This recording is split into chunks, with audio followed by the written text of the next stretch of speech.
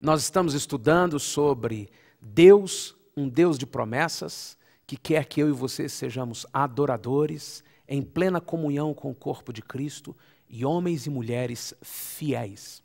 A fidelidade do Senhor nesta terra, na nossa vida diária, ela se expressa também de uma forma concreta pelo ritual, pela cerimônia, pela adoração, com dízimos e ofertas.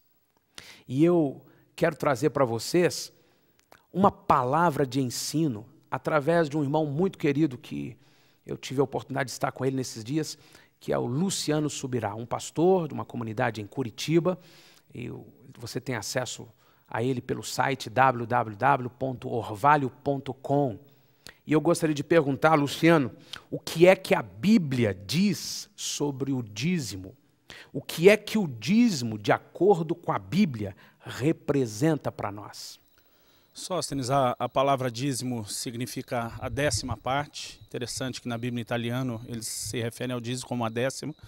E é a parte da nossa renda que ela retorna a Deus. O Velho Testamento já dizia desde o livro de Levítico que os dízimos pertencem ao Senhor. Então, de todos os nossos ganhos, a 10ª parte é aquilo que retorna para Ele.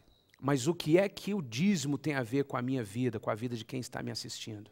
Por que que a Bíblia pede o dízimo? Muitos cristãos, eles têm, Sóstenes, um conceito muito limitado do dízimo, quase como se fosse apenas uma forma de dar a manutenção física, material, à casa de Deus, mas eu entendo que o dízimo é algo muito mais abrangente. O número 10, por exemplo, ele tem um significado especial. Os números na Bíblia, eles têm um significado especial. O número 10 é um número que está associado à redenção. Algumas vezes nós vamos vê-lo relacionado à prova ou a juízo, como por exemplo os 10 mandamentos que Deus deu à nação de Israel para prová-lo, as 10 pragas para julgar o Egito, mas sempre num contexto de redenção. Isso aconteceu quando Deus foi tirar o seu povo do Egito. E o número 10, ele normalmente está relacionado com redenção. O Cordeiro da Páscoa, que é uma figura tremenda, né, de Jesus, do sacrifício que ele fez por nós, ele tinha que ser separado ao 10º dia. Eu entendo que o dízimo ele não apenas permite que o reino de Deus possa receber o sustento e o avanço material, mas ele está relacionado com algo bem mais profundo, que é a própria redenção que Deus operou nas nossas vidas. Luciano, eu assisti o seu vídeo sobre celebração e dízimo, a redenção, a celebração da redenção e o dízimo. E é muito especial aquele vídeo. E eu gostaria que você compartilhasse o que o dízimo tem a ver com o mundo espiritual acima de nós. O que é que Deus nos ensina sobre os domínios, o governo espiritual através de dízimo? O livro de Malaquias ele é muito enfático quando Deus diz, trazei todos os dízimos à casa do tesouro, e Deus diz, e eu repreenderei o devorador. Em toda a Bíblia, normalmente, nós recebemos de Deus uma instrução para que a gente se posicione e faça alguma coisa a respeito do diabo, que a gente tenha um posicionamento de autoridade contra ele. Por exemplo, Jesus disse, em meu nome, vocês vão expulsar demônios. O apóstolo Paulo diz, não deis lugar ao diabo, e ele coloca isso como uma responsabilidade nossa de não dar lugar a ele. O livro de Tiago diz, sujeitai-vos, portanto, a Deus, mas resisti ao diabo e ele fugirá de vós. Somos nós que temos que resistir ao diabo. Em 1 de Pedro, a Bíblia diz que Satanás anda em nosso derredor como leão, buscando a quem possa tragar. A Bíblia diz, resisti-lhe firmes na fé. Somos nós que temos que resistir. No entanto, em algumas vezes na Bíblia, nós temos a exceção. De, em vez de Deus mandar a gente fazer alguma coisa contra o inimigo a respeito dele, Deus entra em cena e ele diz, eu farei. Por exemplo, quando Israel sai do Egito, Deus tem uma instrução muito clara que ele dá por meio de Moisés. Ele diz, olha, vocês vão colocar do sangue do cordeiro que vocês vão imolar para o sacrifício da Páscoa, vocês vão colocar nos umbrais das portas, e Deus disse, quando o anjo da morte, o anjo destruidor passar, Deus diz, eu vou defender a casa. Naquele momento, Deus assume, porque o assunto é redenção. Redenção fala do resgate de uma propriedade. É Deus resgatando para si o seu povo. E quando o assunto é a propriedade de Deus, Deus defende aquilo que é dele. Então, essa dica nos ajuda a entender o que ele afirma através do profeta Malaquias. Eu repreenderei o devorador. Então, por esse princípio, nós já vemos uma relação com redenção. Com o número 10, nós também vemos essa relação com redenção. Quando uma pessoa entrega o dízimo a Deus com fidelidade, o que é que ela está declarando ou permitindo no mundo espiritual para a sua vida, para a sua família? O que isso tem a ver com a salvação, com o direito da terra, as questões com os nossos bens materiais? Em Deuteronômio 26, Deus dá através de Moisés uma instrução a respeito de como eles deveriam entregar as suas ofertas, as primícias, os dízimos. E é muito interessante porque Deus diz, olha, quando vocês entrarem na terra prometida e colherem do fruto da terra, vocês vão trazer num cesto, vão colocar diante do altar do Senhor, vocês vão, né, se apresentar perante o sacerdote no lugar onde eu vou fazer, ser invocado o meu nome, que era inicialmente o tabernáculo e depois, futuramente, o templo. E Deus diz, quando vocês estiverem diante do altar, vocês vão dizer, meu pai foi arameu, e ele faz menção a toda a história de Jacó, desde Padã Arã, o como ele desce depois ao Egito, como ali eles se tornam um povo, se multiplicam, no entanto eles passam a ser escravizados ali, e Deus com mão forte os tira. E é interessante que no momento de entregar os dízimos, as primícias, as ofertas, Deus queria que houvesse esse reconhecimento de toda a obra de redenção. Então, numa atitude também de culto, com expressão de alegria, invocando a bênção do Senhor, isso era entregue. Eu acredito que as pessoas, quando entregam o dízimo, elas deveriam ter um entendimento mais profundo do que apenas eu estou ajudando o avanço físico do reino de Deus. Eu creio que a entrega do dízimo, pastor Sóstenes, é acima de tudo uma celebração da redenção. É o reconhecimento de que Deus nos comprou. Algumas pessoas às vezes têm dificuldade de entender que a 10ª parte da sua renda seja dedicada a Deus. E eles agem quase como tentando absorver o entendimento de que Deus seria o dono dos 10%. Mas isso não é verdade. Deus é dono dos 100%. Deus é dono da nossa vida. A palavra redenção significa o resgate de uma propriedade. Muitas vezes a gente pensa em redenção só como o perdão dos pecados. Mas a Bíblia diz que Jesus, pelo seu sangue, nos comprou para Deus. A Bíblia diz em 1 de Pedro 2,9 que nós somos propriedade exclusiva de Deus. Nós pertencemos a Ele. E quando Deus nos comprou, Ele na verdade não comprou apenas parte da nossa vida, Ele não comprou ações, Ele nos comprou por inteiro. E porque Ele é o nosso dono, nós precisamos reconhecer a quem pertencemos. Então, me permita, pastor Sóstenes, usar uma outra figura bíblica, que é o caso de José. José, quando está no Egito, depois que Faraó tem aquele sonho das 7 vacas gordas e as 7 vacas magras, e José interpreta dizendo virão 7 anos de prosperidade, depois 7 anos de fome. José, ele na verdade é levantado por Deus, não apenas pelo Faraó, mas por Deus, como o administrador de toda aquela estrutura no Egito. A Bíblia diz que quando chegaram os anos da fome, José começa a vender todo o pão, todo o grão, todo o alimento, o mantimento que havia sido ajuntado.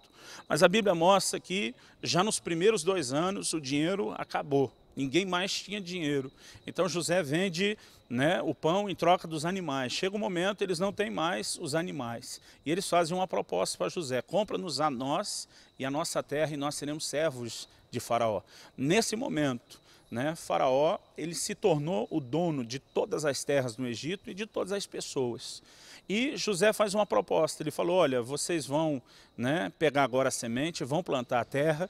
Ele diz, de tudo que vocês plantarem, de tudo que vocês, né, colherem, vocês vão separar a 5ª parte, 20% para Faraó, e o resto é vosso. Eu costumo dizer que ninguém ali protestou dizendo, está tentando roubar 20% do que é nosso, porque a terra era de Faraó, a semente plantada era de Faraó, os egípcios, né, que eram a mão de obra, pertenciam ao Faraó, então, consequentemente, a colheita também tinha que ser do Faraó. Mas mesmo Faraó sendo o dono, ele diz, vocês vão entregar 20% para o Faraó, e as outras 4 partes, ou 80%, são de vocês, são dos vossos filhos. E eu entendo que ali ele está dizendo que os 20% não apenas iam dar manutenção no palácio de Faraó, mas era um lembrete, né? Porque todo favor que você faz a alguém, sem lembrar que é favor, muitas vezes vira obrigação. Eu creio que José estava dizendo, para que vocês não esqueçam quem é Faraó, vocês entregam uma parte a quem é dono de tudo. Eu costumo dizer que o dízimo segue um princípio muito semelhante. Embora Deus não pediu 20%, pediu só 10%, eu creio que essa é a parte que nós entregamos para nos manter conscientes que Deus, na verdade, é dono de tudo.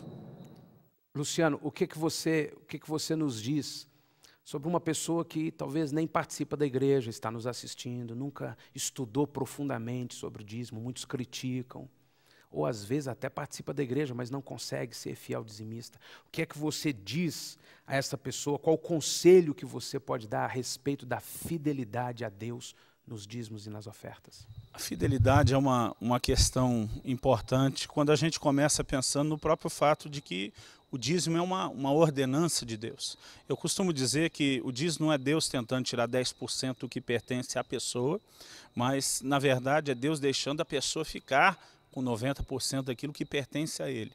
E a gente não dizima apenas porque nos foi dado uma ordem de fazer isso. A gente dizima entendendo um conceito. Então, assim como celebramos a ceia do Senhor, comemos do pão, tomamos do fruto da vide, como uma forma de lembrar o que Jesus fez por nós, eu diria que o dízimo tem um peso semelhante. Ele nos mantém conscientes da redenção que Deus operou em nosso favor, e quando nós estamos praticando o dízimo, nós estamos reconhecendo que Deus não apenas é dono daquilo que nós entregamos, mas que Ele é dono de toda a nossa vida. Então, isso é uma parte de um culto, né, que eu posso dizer algo bem maior do que apenas a entrega de um valor em si. E essa fidelidade no dízimo, eu entendo, pastor Sócio, que é como se fosse um exercício ao qual Deus nos submete. Porque a Bíblia diz que quem é fiel no pouco, ele será fiel no muito. Quem é infiel no pouco, será infiel no muito. E muitas vezes as pessoas não conseguem andar e caminhar com fidelidade em coisas tão simples que Deus traz. Há uma mensagem em Malaquias que diz que se nós dizimarmos, Deus iria abrir as janelas dos céus, derramar uma bênção enorme. Mas muita gente entende isso quase como se o dízimo fosse uma forma de aumentar o nosso patrimônio.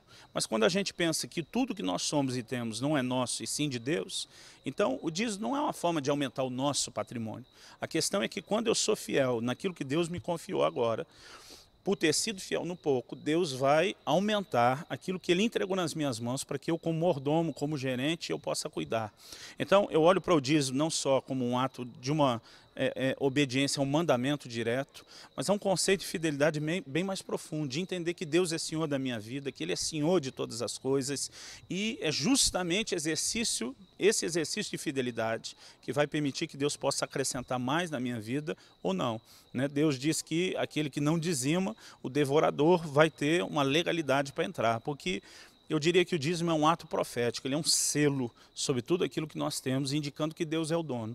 Quando alguém não é fiel em dizimar, né, ele não está declarando no reino espiritual que aquilo tudo pertence a Deus.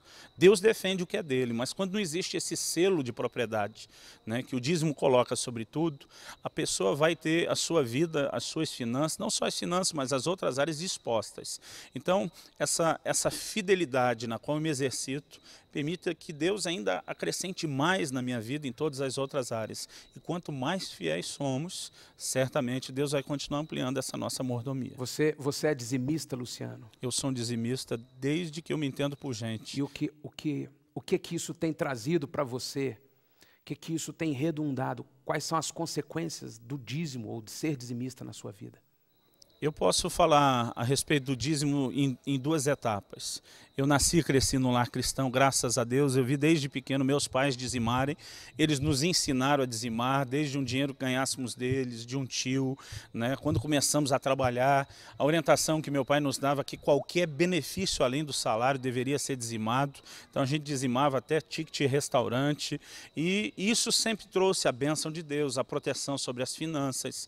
Mas desde que, alguns anos atrás, Deus começou a nos trazer esse entendimento do dízimo como uma celebração da redenção, eu posso, na verdade, declarar que isso tem nos levado a uma colheita de provisão de Deus ainda maior. Né? Eu tenho visto algumas coisas assim realmente impressionantes em relação ao como a bênção financeira ela passa a fluir sobre quando andamos em fidelidade. O dízimo não é a forma de comprar a bênção de Deus.